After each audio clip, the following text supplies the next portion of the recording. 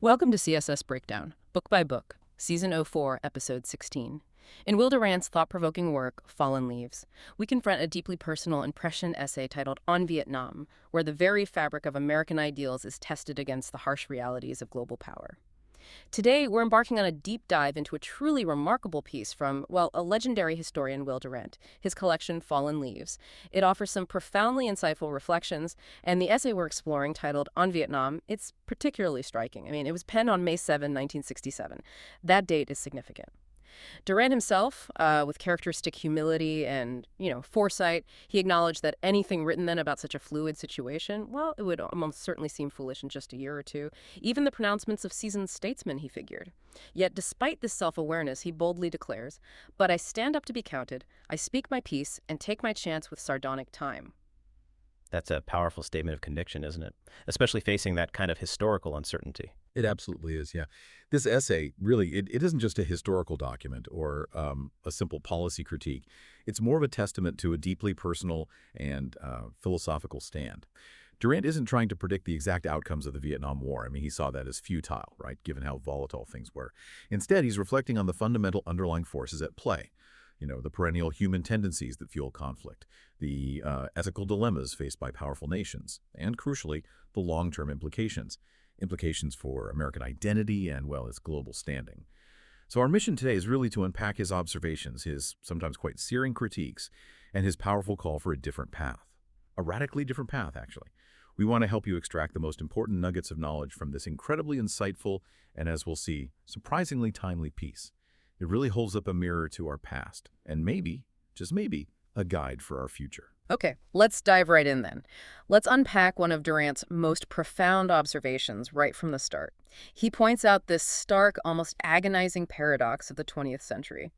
Despite this massive growing chorus of protests against war, despite, a growing awareness of its horrors, war itself paradoxically became more frequent, more extensive, and more devastating to both human life and property than ever before. That feels incredibly counterintuitive, doesn't it? It really does, yeah. You'd think naturally more peace calls means less war, not more. What was he seeing? It completely defies conventional wisdom. And what Durant does so masterfully here isn't just make a historical observation. It's like he's giving us a timeless blueprint for understanding why our best intentions often clash with our maybe more primal instincts. He doesn't just stop at the surface contradiction, no. He dives deep right into what he believes are the deep-seated, perhaps even unchanging human tendencies at play. He argues that our instincts, even in what we think is an enlightened age, they continue to divide mankind. Divide us into jealous or hostile races, nations, classes, and creeds. This suggests something fundamental, maybe almost hardwired, A human element contributing to conflict. A persistent tribalism that keeps fueling division even when everyone's calling for unity and peace. It's a sobering thought, really, that despite all our intellectual progress, our collective desire for harmony, we might be in some way locked in this perpetual cycle. So it's not just about the big political decisions or specific economic factors, but something more primal, almost inherent in us, this tribalism idea. And he connects this directly to the intoxicating lure of power, stating with this kind of chilling simplicity that the possession of power tempts to its use. Yeah. Simple but profound. Right. And then he describes this dangerous feedback loop, how the definition of national interest widens to cover any aim, almost like it stretches indefinitely, and how the demand for security suggests and excuses the acquisition and arming of ever more distant frontiers. Can you maybe elaborate on how these mechanisms, this widening definition, this insatiable security quest, how they escalate conflict? It feels like a runaway train in his telling. It really does. And that raises an incredibly important question about the self-perpetuating nature of power and the slippery slope of perceived threats. If national interest is flexible, if it keeps expanding, well, it can be stretched to justify almost anything, can it? From economic pressure all the way to outright military action, far beyond just basic self-defense. It's a classic example of what political scientists often call the security dilemma. A security dilemma. Yeah, where one nation's, let's say, defensive buildup, maybe acquiring new weapons or setting up distant bases, is seen as an offensive threat by another nation. And this inadvertently triggers an arms race, or maybe a counter-expansion. Each side justifies its actions as purely defensive. But together, they create this self-fulfilling prophecy of conflict. Durant saw this happening back in 1967. Vietnam was, for him, kind of a microcosm of these larger global power struggles. That makes sense. But he goes deeper too, right? It's not just about governments. Exactly. He highlights how entire societal elements get kind of conscripted into this war machine. He paints this really vivid picture. Men above military age are readily moved by calls to patriotism. Pleaders for peace are scorned as cowards, and arguments for mutual understanding and adjustment are branded as appeasement, as if to appease a quarrel were to sin against the Holy Ghost. Wow. Sin against the Holy Ghost, that's strong language. Isn't it? Think about that phrase. It describes this powerful social pressure and almost moral condemnation that just stifles dissent. It champions militarism, creates this environment where, a genuine desire for peace or even just diplomatic compromise gets twisted into a sign of weakness, or worse, like a moral failing. The word appeasement itself, unless it's just a neutral term for sorting out quarrels, becomes loaded, right? Used to shut down any real discussion about alternatives to fighting. That imagery is incredibly vivid. It's a powerful critique of how public discourse can be manipulated, how values can be warped to justify things that seem morally questionable otherwise. And he doesn't stop there, does he? He mentions the media, too. Right. He notes how the organs of public opinion are conscripted to expound and exalt the generals, basically turning media into a form of propaganda. And then, with this almost poetic touch, he writes how a soldier's uniform transfigures a civilian, intoxicates a maiden, and almost reconciles a mother to the killing of her son. It paints this chilling picture of a society almost engineered not just to accept conflict, but maybe even celebrate it, where the glamorization, the romance of war somehow overrides the grim reality and the huge human cost. This is a very uncomfortable mirror he's holding up. It really is. It's a truly powerful commentary on the whole psychological, cultural, political machinery of war. That transformation of an ordinary person into a hero, the romanticism tied to military service, the subtle ways public feeling is shaped, media narratives, patriotic songs, cultural stuff. It shows just how deeply ingrained the acceptance of war can become, even when the cost is immense and the justification seen thin. It makes you wonder how much real choice individuals have when these forces are pushing so hard. Yeah. And then he hits us with this very pointed observation, one that cuts right to the heart of political motives, exposing what he sees as a kind of cynical calculation. He says, governments find it easier to begin a war than to win an election. Ooh, that's a profound statement. Isn't it? It suggests that external conflict can be a really potent distraction from domestic problems. A unifying force, maybe, that rallies people around a common external enemy, often boosting a leader's approval ratings in the short term. It's a difficult truth to grapple with, right? That for some leaders, going to war with all that immediate nationalistic fervor and the look of decisive action, it might actually feel like a politically safer bet than navigating the messy, often divisive world of domestic policy and elections. It really challenges you, the listener, to think critically about the real motivations behind these huge decisions. Not just grand strategy, but internal political math too. Okay, so building directly on that idea that maybe governments find war easier, Durant then pivots. He offers the specific, quite searing critique of American governance itself, directly challenging its constitutional setup in practice. He states, the Constitution of the United States reserves to Congress the right to declare war, but it does not forbid the president to wage war if he can call it by another name. Okay, this isn't just some legalistic point, is it? It sounds like a fundamental, maybe even dangerous loophole, one that allowed executive power to just balloon, changing how America conducts foreign policy. What's the core of this observation for him? It's absolutely critical. Durant is pointing out this practical evolution of presidential power, a huge shift from the original constitutional design to how things actually worked in the 20th century. Yes, the Constitution explicitly gives the war-declaring power to Congress, the legislative branch, designed for deliberation, for broad representation. But the exigencies, the urgent demands of international crises, events that seem to require quick action, these have, over time, de facto granted presidents significant unilateral power. Durant does acknowledge that sometimes, in a fast-moving world, quick executive action is needed, something a big assembly like Congress might struggle to provide quickly enough. Sure, that makes sense. There's a tension there. There is. But the consequence, as Durant sees it, is that the American presidency effectively becomes, and this is his phrasing, a dictatorship limited in time, allowing impotent public criticism and ultimately guided by generals and admirals. End quote. That is a stark assessment, almost alarming, right, of the balance of power when it comes to war and peace. He's suggesting that once these executive decisions are made, often framed as police actions or interventions, not formal wars, public debate and congressional checks become largely ineffective, rendering public criticism impotent, unable to really halt or reverse military action. The executive branch, backed by military advisors, gains this immense, almost unchecked authority. That phrase, impotent public criticism, really sticks with you. It suggests this profound feeling of powerlessness for ordinary citizens facing government action, especially in foreign policy. And he doesn't just leave it as a theory, he backs it up, right? He gives examples, instances where presidents initiated military intervention, and then Congress felt kind of obligated to approve what was already happening, an accomplished fact.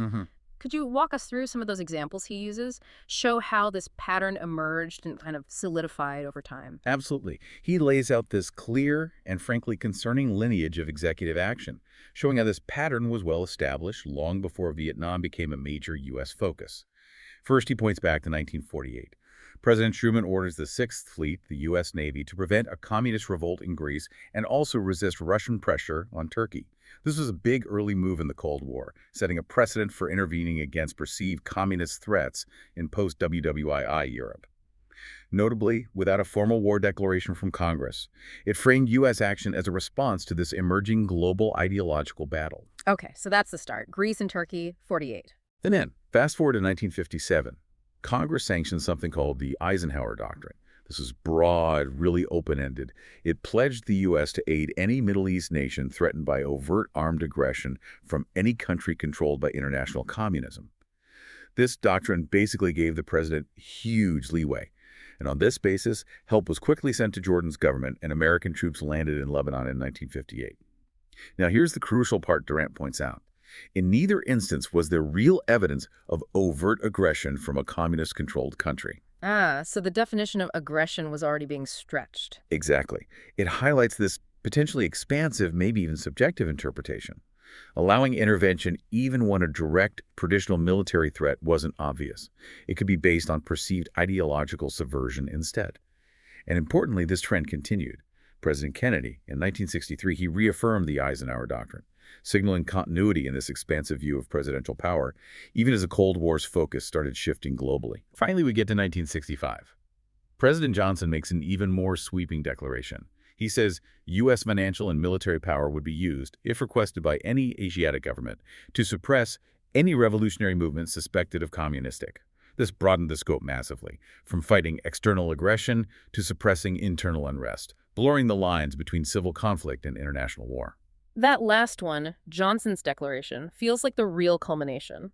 Moving from defending borders to intervening in internal affairs based on suspicion, Durant concludes from this that since nearly every revolutionary movement has in our time a communist tinge, the United States stands committed to send its troops to sit on the lid of any simmering pot. He even says, wherever an impoverished people rises in protest against economic exploitation or political tyranny, we are pledged, on request from an endangered government, to suppress the revolt. That is an incredibly powerful and, frankly, unsettling observation.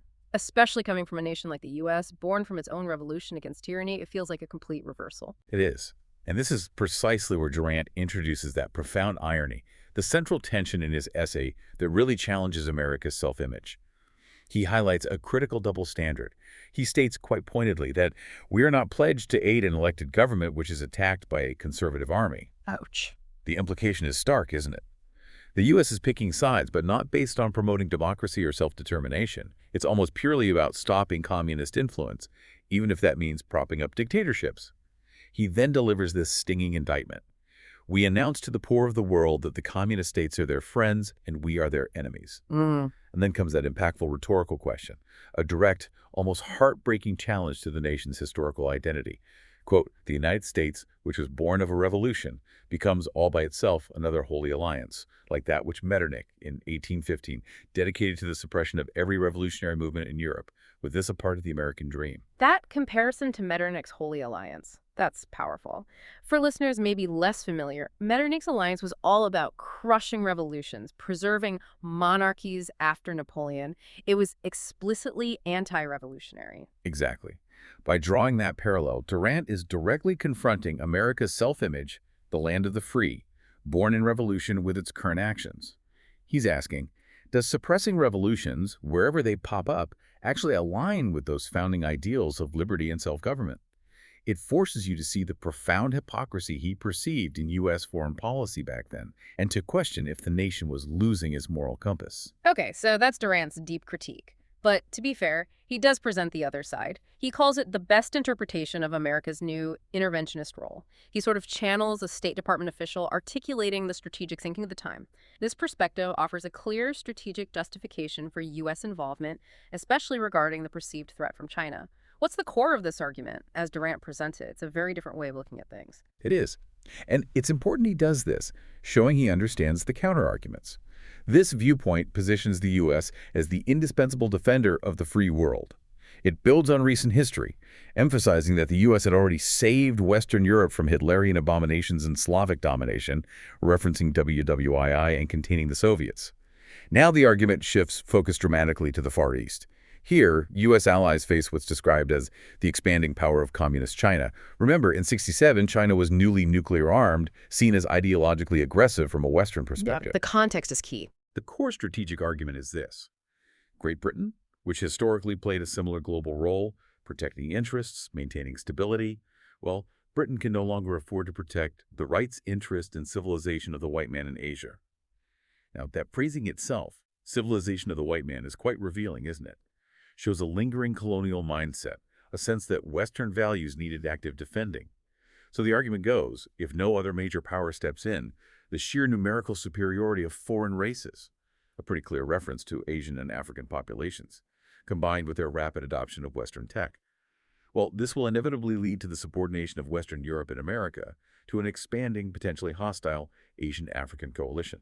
It's an argument rooted in power dynamics, perceived Western vulnerability, and fear of demographic and technological shifts. Okay, here's where it gets really specific and honestly quite alarming in its predictions. This strategic perspective outlines a very specific, almost apocalyptic fear. Using really strong language, it states, flat out, unless immediate and effective resistance is made to the extension of Chinese power, the white man is doomed to second-class status in the world of the 20th century. Existential. And it doesn't stop there. It paints this vivid, step-by-step picture of Chinese expansion across Southeast Asia, like a cascade. Cambodia, Laos, Vietnam, Thailand, Indonesia, Malaysia, Singapore. And after that, the argument goes, Taiwan, the Philippines, perhaps even Japan will be at the mercy of the multiplying nuclear-armed Chinese. This isn't just vague fear. This is the domino theory laid out in terrifying detail. Exactly. It's the domino theory in full force. And crucially, Durant shows this wasn't just hypothetical fear-mongering. He includes a concrete reference from the time to back up this viewpoint, citing a New York Times report from April 30th, 1967. It said, that these dangers are real is shown by the report that non-communist countries of Southeast Asia appear to be more confident about their future as a result of the United States' stand in Vietnam and the political convulsions in Peking. So they're using current events to say, see, our stand is already working. It's reassuring allies. Precisely.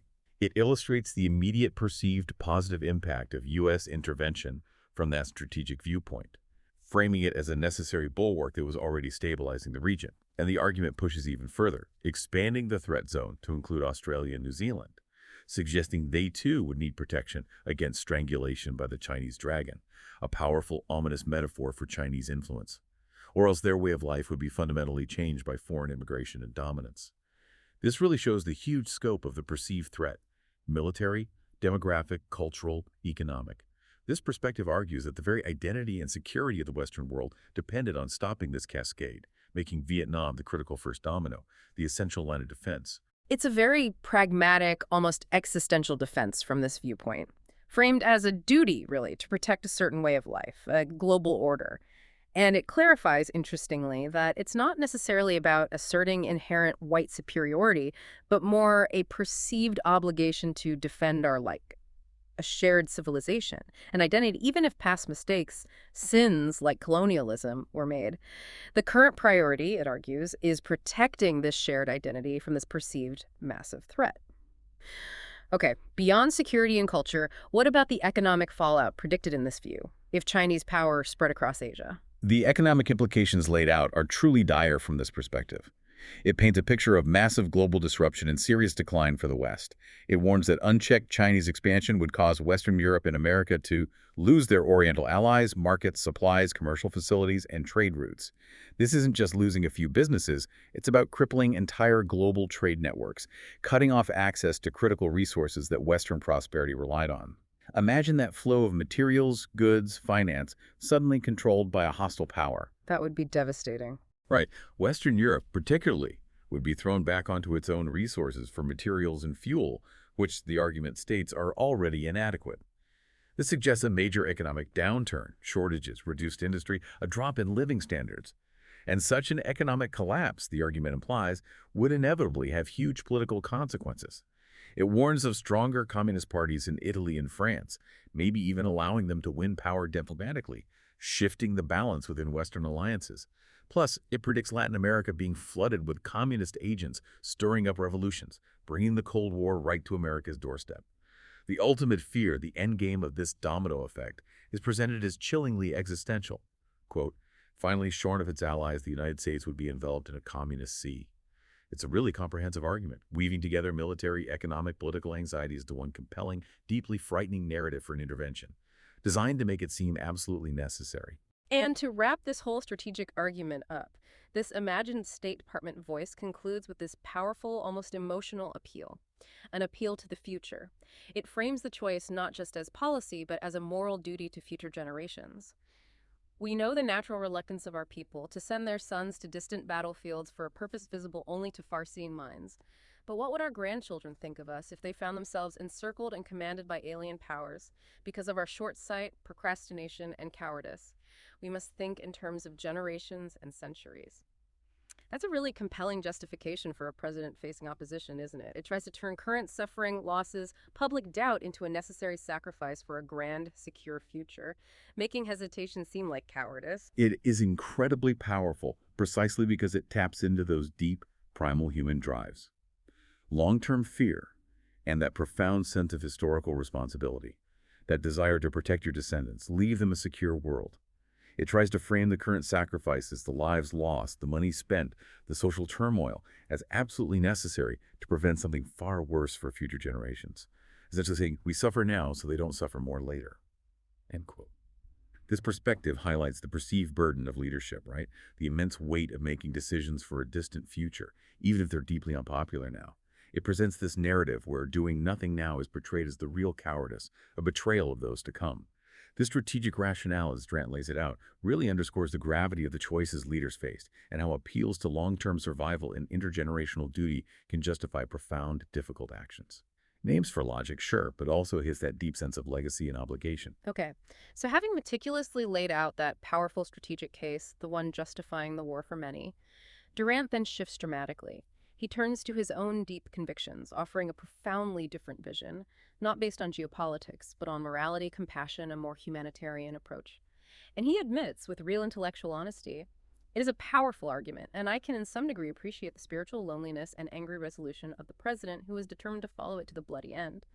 He even says he resents the hysterical and indecent abuse aimed at the president. So he's not just dismissing the difficulty or the burden, but having shown that empathy, he pivots to his core objection, what fundamentally separates his view from that strategic one. That acknowledgement of the president's burden, the pressure, the tough choices. That's crucial. It shows Durant's honesty, his empathy, even for policies he deeply opposes. However, his core identity, what he calls his anima naturaliter Christiana, a naturally Christian soul, shines through powerfully, unambiguously. He says that even after engaging deeply with Nietzsche, a philosopher often seen as challenging conventional morality, celebrating power, he remains unconvertibly this way. He treasures the words of, as he puts it, a lovable Galilean who wished to preach glad tidings to the poor, to preach deliverance to captives, to set the downtrodden free. As from Luke 4:80. Yeah. That scripture for Durant becomes his moral compass for foreign policy, suggesting a nation's actions should be guided not by power or strategy, but by compassion, liberation, concern for the oppressed, the poor. It's a deeply humanist ethical framework. It really puts his values front and center. clearly outlining his moral starting point. He openly states he's less inspired by calls to establish an American empire, with military outposts and stockpiles 5,000 miles away, or by a policy containing the seeds of countless wars. Instead, his longing, his hope, is for a time when it will be permitted us to behave like Christians or like gentlemen, even to the stranger at the gate. Unquote. That is such a stark contrast to the strategic view focused on power projection, national interest, existential threats. He's clearly prioritizing moral character, ethical principles above geopolitical dominance. But for a nation facing what many saw as a direct threat, what kind of concrete, actionable alternatives did he actually propose? He wasn't just offering abstract ideals, was he? No, you're absolutely right, he wasn't. And that raises the key question. If not military intervention, what specific practical alternatives does Durant suggest for engaging with these impoverished areas, these threatened governments that were Cold War flashpoints? He argues, quite practically actually, that it would have been cheaper, as well as more human, to take a completely different approach. And he outlines several tangible actions, moving way beyond just pacifism into proactive, economically and socially conscious foreign policy.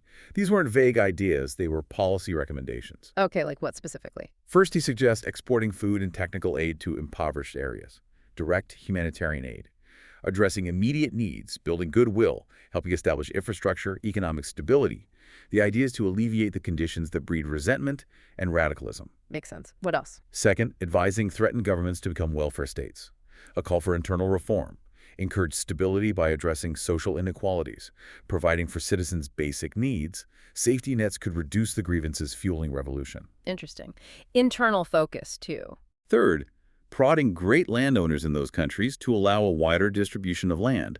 This hits directly at economic exploitation, a huge driver of unrest in many developing nations. Land reform empowers the dispossessed, addresses a root cause. Right, land ownership was a massive issue. And fourth, persuading industrial magnates that higher wages make for expanding markets, rising profits, economic stability, and political peace.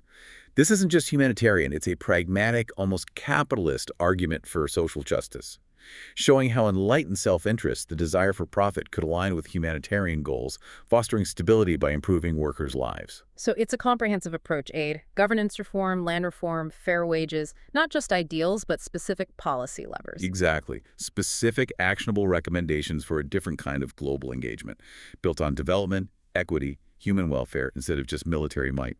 And it wasn't just about what should be done going forward. He brings up his past views on China, showing this wasn't just a reaction to Vietnam, but a consistent philosophy. He reveals, long ago, repeatedly and publicly, I urged that despite its communist revolution, China should be recognized as a civilization rich in annals of statesmanship, moral philosophy, literature, and art. And he advocated for patience, friendship, getting China into the UN. This was clearly a long-held conviction. It really shows remarkable consistency in his thinking. Years before this essay, years before U.S.-China relations thawed, he genuinely believed this approach, recognition, patience, engagement with China, despite its communism, would have been better for the political and military, if not for the oratorial peace of the world. That little dig, if not for the oratorial, is telling, isn't it? Suggests he felt political rhetoric often got in the way of real peace efforts. Yeah, grandstanding over diplomacy. He strongly felt that international order would have been furthered if America had resolutely held back from expansion, and, by a reverse Monroe Doctrine, had pledged herself not to interfere in the politics of any nation on the Asiatic mainland. Now, this idea of a reverse Monroe Doctrine is really thought-provoking, radical for its time. The original Monroe Doctrine, way back, asserted U.S. dominance in the Americas, told Europe to stay out. Durant's reverse doctrine suggests America should pledge not to interfere in Asia. It's a direct challenge to the interventionist norm that had taken hold. A call for strategic restraint, mutual non-interference, respecting sovereignty, even for countries with different systems. And he was convinced that trying to talk, even with adversaries, was better than the alternative. He said, an offer of fair and candid negotiations with China, stipulating the security of Australia and New Zealand, could not have had worse results than a policy of mutual misunderstanding, misrepresentation, hatred, and war. That's incredibly prescient, isn't it? Considering how U.S.-China relations unfolded, often marked by exactly that misunderstanding and antagonism for decades, he's saying even a tough negotiation beats starting a cycle of hate. It certainly is prescient. It highlights his deep belief that communication, however difficult, is always better than the void filled by assumptions and hostility. And he concludes this point with a profound, really sobering warning about the long-term consequences of the path-chosen antagonism over engagement. Instead, we have passionate enemies for generations to come of the most populous nation, soon to be one of the most powerful nations in the world. We have left to our children this legacy of hate, presaging world conflicts involving 1 billion men. This isn't just critiquing one policy, it's a sweeping indictment of an entire approach to international relations. It speaks to the idea that decisions made in the heat of the moment, driven by fear, can echo for centuries, shaping the future, leaving a dangerous legacy. Durant's basically arguing that a policy built on enmity, while maybe looking strong short-term, would cripple America's future by creating powerful, resentful adversaries in an increasingly connected world.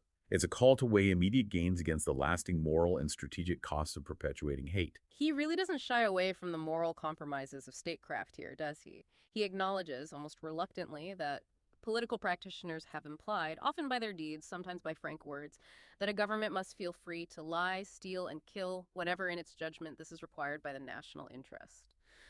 That's a stark admission. It directly challenges the idea of a nation acting with moral integrity, suggesting this deep gap between personal ethics and state actions. How does he square that with his own moral stance? It's a crucial point, and it brings up that thorny question about applying moral codes in the unique arena of international relations. Durant, ever the realist, despite his idealism, admits that a government trying to strictly follow the Ten Commandments and the Golden Rule with other states would run great risk of having these rules ignored by its enemies. He acknowledges the key difference between domestic and international law. Within a nation, you can appeal to courts, to an effective superior power for justice. But internationally, at least back then, there was really no such effective superior power to appeal to. This highlights the unique ethical tightrope sovereign nations walk in what's often called an anarchic system. No global police, no reliable world court to enforce a universal moral code. So he gets the realpolitik aspect. And he's realistic about international institutions too, right? He doesn't see them as a magic bullet. Not at all. He critiques their limitations, especially back then. He concedes the United Nations with its Security Council vetoes, its unrealistic numerical organization in the General Assembly. Well, it offered no practical machinery for deciding issues between great powers. And he notes, maybe sadly, that in no major country is public opinion really ready to abandon national sovereignty. People weren't willing to give up ultimate national control. So he's clear-eyed about the limits of global governance, the enduring power of national self-interest. Yet, despite seeing all these messy realities, he still holds America to a higher standard. It's like he's saying, yes, the world's imperfect, but we can and should aim higher. Despite all these acknowledged realities, the flawed system, the challenges of global morality, the grip of sovereignty, Durant states a clear, uncompromising expectation for America. He argues that America, given its founding ideals, its global position, had a unique moral duty to act differently. He asserts, but we had a right to expect that our government would sign the Geneva Agreements of 1954, guaranteeing a neutral Vietnam, and that our economic interests there would be left to negotiation rather than to escalated interference and war. End quote. This points directly to what he saw as a betrayal of international agreements. The 54 Geneva Accords did call for relations, neutrality, and a preference for military escalation over diplomacy. He argues America chose force, escalated interference, and war, when another path, diplomacy, less intervention, was available and, in his view, morally imperative and strategically smarter long-term. And then he delivers that incredibly powerful, almost gut-wrenching line that sums up his core belief, his ultimate priority. I would rather have America lose her empire than have her forfeit all the inspiration that she has meant to mankind. Wow, that hits hard. It really does. It encapsulates his conviction. Preserving American ideals, liberty, justice, self-determination, and its moral standing as a source of hope, that's paramount. More important than geopolitical dominance, economic gain, expanding power. The profound call for a nation to prioritize its soul, its identity, over its might or its possessions. What good is empire, he asks, if you lose your soul getting it? That's a truly profound line, and it perfectly sets up his bold, maybe idealistic, but remarkably detailed peace plan for Vietnam. Even calling himself a tender-minded, tenderfoot, maybe nice about ruthless power politics, he doesn't hold back. He lays out a clear, comprehensive plan. What were the key elements of his proposed path forward? Aimed not just at ending the fighting, but fostering long-term stability, reconciliation, even reconstruction. He clearly thought it through. He absolutely did. And despite knowing it was unlikely the Johnson administration would listen, Durant outlines 5 incredibly specific, detailed actions. He suggests offering these directly to Ho Chi Minh and the Viet Cong, crucially, with the consent of the South Vietnamese government. It was a comprehensive attempt to tackle the immediate conflict and build lasting peace, integrating former enemies. Okay, what were the 5 points? 1. A month cessation by both sides of all offensive military action or advance, but allowing military preparation. This creates breathing room, a space for talks to start, building maybe a little trust, without demanding full disarmament immediately. Okay, a ceasefire to talk. Makes sense. 2. A free election of a new government in South Vietnam by all South Vietnamese adults under neutral surveillance. This hits that core ideal of self-determination. Let the South Vietnamese people decide their own future, legitimately, without coercion, overseen neutrally. Crucial for legitimacy. 3. Recognition of the Viet Cong as a participant in the negotiations and in the new government. This is probably the most controversial point then. It challenged the U.S. narrative. Durant saw them not just as enemies, but as a real political force with support that had to be included in any solution to make it last. Ignoring them meant continued war. Acknowledging the reality on the ground. 4. Gradual withdrawal of American military forces from South Vietnam after an elected government capable of maintaining order is established. This offered a clear, structured U.S. exit tied to stability and legitimacy, avoiding a sudden chaotic pullout. That exit strategy. And 5. Pledge of extensive aid to repair war damages and encourage a progressive economy in all Vietnam, North as well as South. This is vital. It speaks to Durant's long-term vision. Not just ending the war, but building peace through massive reconstruction, development across the whole country, including former enemies, a vision for real reconciliation, shared prosperity, investing in peace, not just stopping the fighting. It's an incredibly comprehensive vision, especially for 1967, though, as you said, he was realistic about its chances. He admits, kind of sadly, "I have no delusion that the president will listen." He recognized the momentum behind the war, acknowledging, "Events have moved so rapidly, and the decisions of 3 administrations have so involved us that the majority of Americans seem reconciled to pursue the policy of force to its incalculable and possibly cataclysmic end." Yet despite that stark realism, that feeling that things might be too far gone, he refuses to give up hope. Exactly. And that's precisely where the LA ends. On this note of enduring hope, but hope woven deep into stark realism. Yeah. He fully accepts his proposals might be dismissed as naive, coming from, his words, a tender-minded tenderfoot sitting on a California hill and mourning the daily crucifixion of Christ. That imagery is so vivid, biblical almost, profoundly poignant. It underscores his deep moral anguish, his sense of powerlessness facing this huge conflict. But even with that admission, he concludes with this powerful, timeless message. But keep on hoping, for hope is the staff of life, that our children may learn something from this costly lesson and be brave enough, despite whatever contumely, to try peace and friendship instead of hate and war, and so restore the America that we loved in our youth. It's such a personal plea, isn't it, for future generations to find a different kind of courage. The courage to choose peace, friendship, even when it's unpopular, even when it brings criticism. He's passing the torch of idealism, wisdom, moral courage to the future, hoping that knowledge born from painful experience will eventually win out over expediency and the cycle of hate. It's a moving call to always strive for America living up to its best ideals. What an absolutely profound journey through Will Durant's essay on Vietnam. Just incredible. We've seen his insightful analysis of that paradox of modern war, his sharp critique of how presidential power evolved, unconstrained by formal declarations, effectively reshaping America's world engagement, and we've grappled with his fairness in laying out the strategic justifications of the time, understanding them even while passionately arguing for such a different, more humanitarian path rooted in American ideals. Yeah, this deep dive, it really reveals more than just a snapshot of Vietnam in '67. It's a timeless reflection on that constant tension, isn't it, between perceived national interest and core moral integrity. Durant's words still challenge us today, I think, to consider the long-term legacies of our decisions, not just immediate results, but the generational impact on relationships, on the very soul of a nation. His unwavering belief that a nation's moral standing, its inspiration, is ultimately more important than empire or raw power. So that's a powerful message that resonates way beyond that specific war. Absolutely. So as you, our listeners, reflect on Durant's piercing words from nearly 60 years ago and that poignant call to restore the America that we loved in our youth, We invite you to consider, what does it truly mean for a nation, or even for us as individuals, to learn from its costly lessons? And how might we, in our own time, contribute to a legacy of peace and understanding, choosing friendship over hatred, even when facing incredibly complex global challenges, and maybe the seductive call of power and easy fixes? Thank you for joining us on this deep dive into On Vietnam.